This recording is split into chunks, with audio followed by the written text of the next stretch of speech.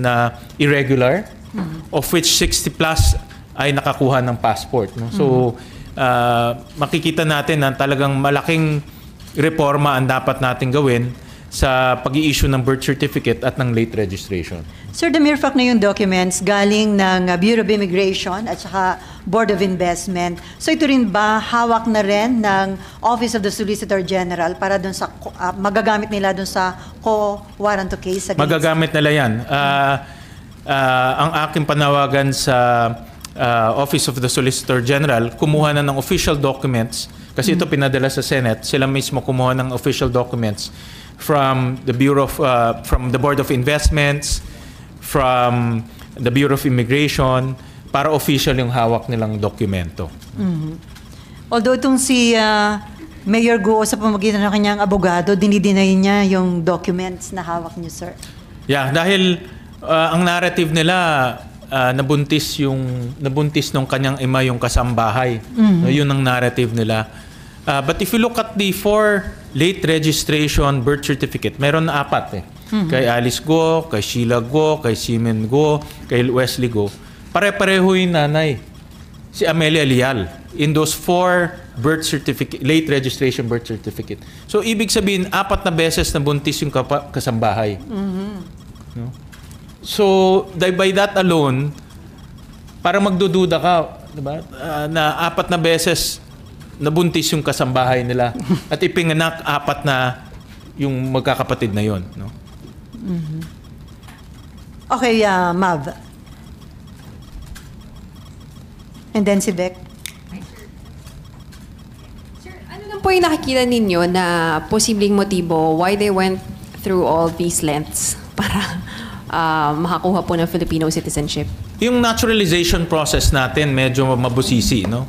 For obvious reason, gusto nating yung mga dayuhan na gusto maging Pilipino, gusto natin masigurado na may contribution sila sa ating bansa at magiging mabuting mamamayan sila ng ating bansa. So may proseso dyan, no? Judicial, administrative, and legislative. Kung matatandaan nyo dito sa Congress, marami tayong ini-sponsor na maging Filipino, no? Iba ay sports personalities, athletes, iba ay tumutulong i-promote yung bansa natin. So alam natin itong mga taong to ay magiging produktibong mamayan ng ating bansa. Tinignan rin namin yung lahat ng legislative naturalization process for the last ilang years? 20 years? Wala kami nakitang Go Huaping o wala rin kaming nakitang Alice Go. No? So hindi siya dumuan dito sa Kongreso. No?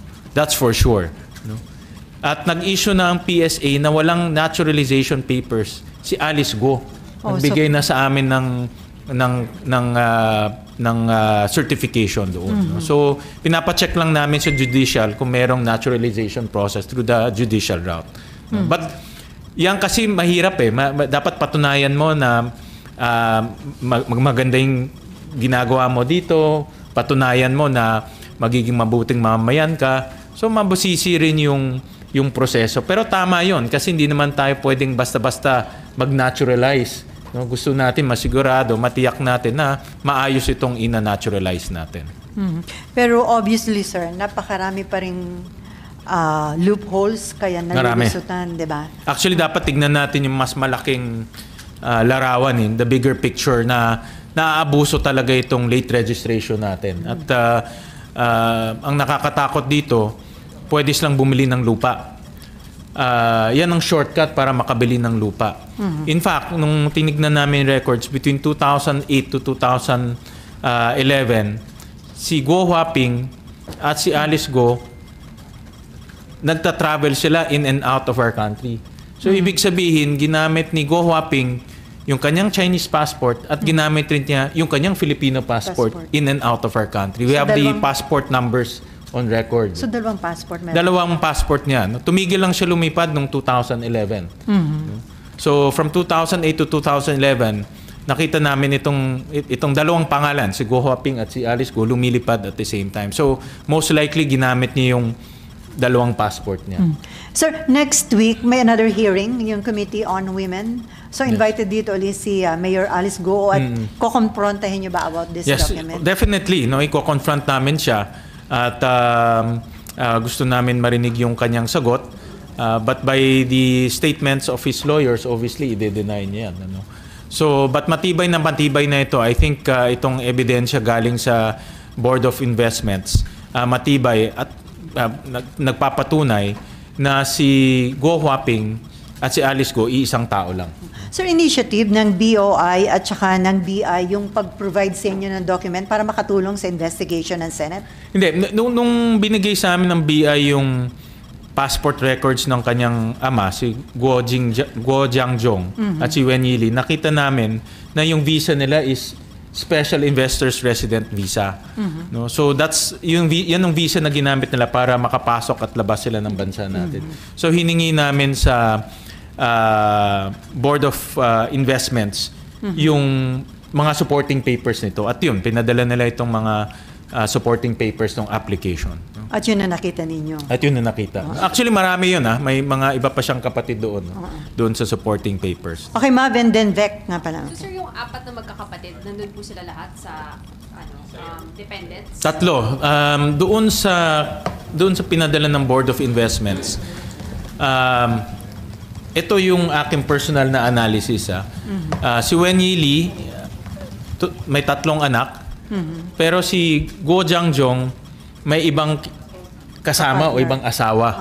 No? So dalawang groups ang pinadala. Yung group ni Guo Jiangjong na may asawa at anak at pinadala yung kay Lin Wenyi na may mga anak rin. No? So dalawang groups ang pinadala. No? So ang aking pag-aanalisa, si Guo Jiangjong may asawa at si Wen Yili ibang pamilya. O kinakasama niya o asawa niya. Hindi ko lang alam kung they are married or not. No? Pero definitely kinakasama niya yun. No? At sinabi rin naman sa mga press statements ni tawag ko na Guo Huaping. Ni Guo Huaping. Salip na Alice Go. Guo Huaping na si Wen Yili ay kinakasama ng kanyang ama. No? So, inamin niya naman yun eh. No? So, parang nagtutugma yung story na yung kanyang ama may 2 pamilya. That's my own personal analysis based on the records. Okay, Vec. Sir, ang sabi po ng abogado ni Mayor Go, hindi malayo naman yung itsura nung picture dun sa passport kay Mayor Alice. Anong masasabi niyo po dun? Well, para sa akin, hawig na hawig eh. No? Hawig na hawig. And again, the next corroborating data, si Wen Yilin.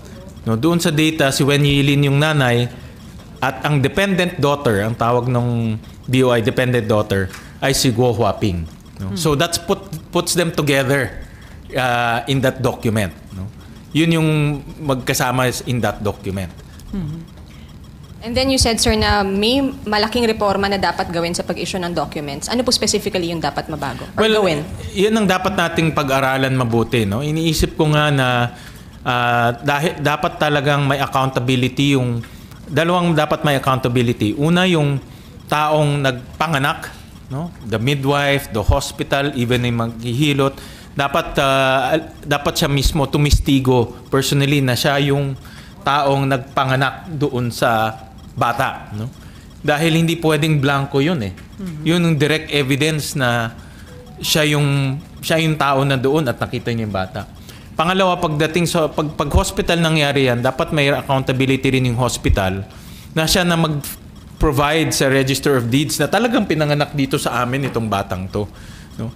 So nawala yung link na yun eh. Kaya if you look at the late registration, yung hilot walang may pangalan pero hindi natin alam kung nasaan.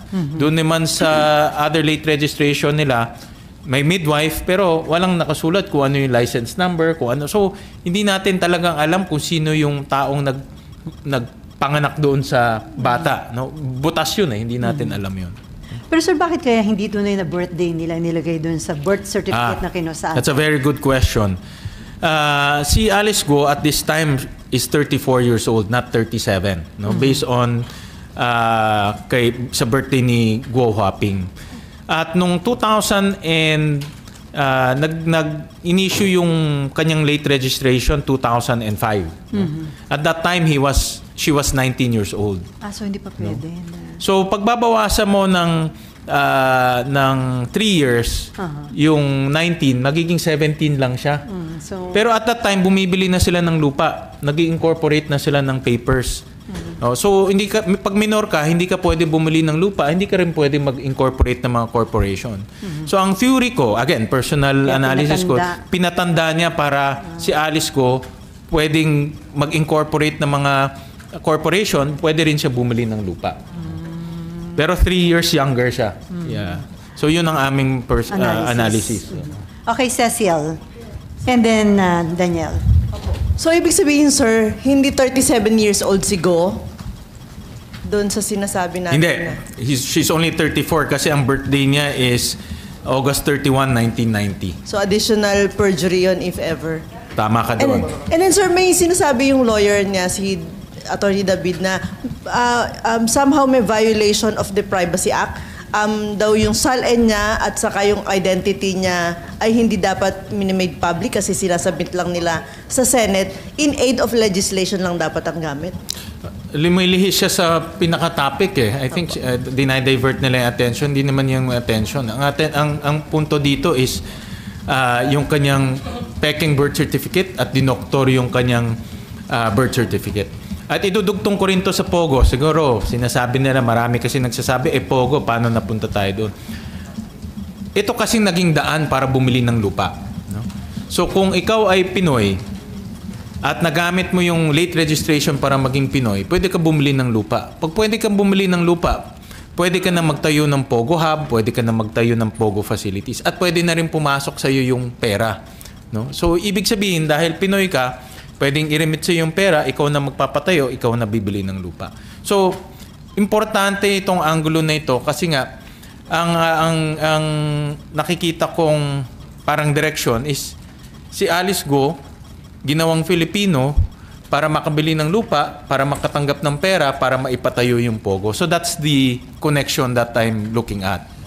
So, pag pinag-sum up natin at mapapatunayan na hindi talaga siya Pilipino, pwedeng i-forfeit ng government yung lahat ng property. Pwede mangyari yun. Magiging defective yung purchase niya. And last na po. Sir, yun ba sa tingin mo, family lang nila Go yung nagpapaikot dito sa sistema natin? Or do you think China sponsored ito para ma-penetrate talaga yung inuunti-unti yung Pilipinas na kunin? Hindi ko alam yung gano'n na angulo, tsaka hindi ko masasabi with certainty.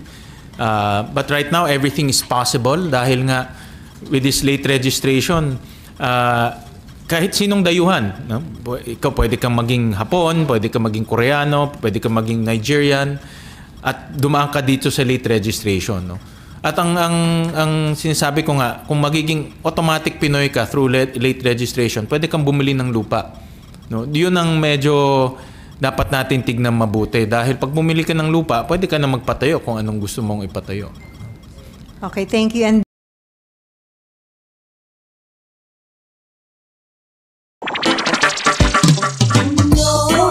may kulanong salita na ang ibig sabihin dito ay ang pagkakaisa. Bunyog Party List. Halika na, Bunyog Party List ka na. Halika na, Bunyog Party List ka na. Sa susunod, ang atinang suportahan, Bunyog Party List, nagtataguyod ng katotohanan, lumalaban para sa bayan.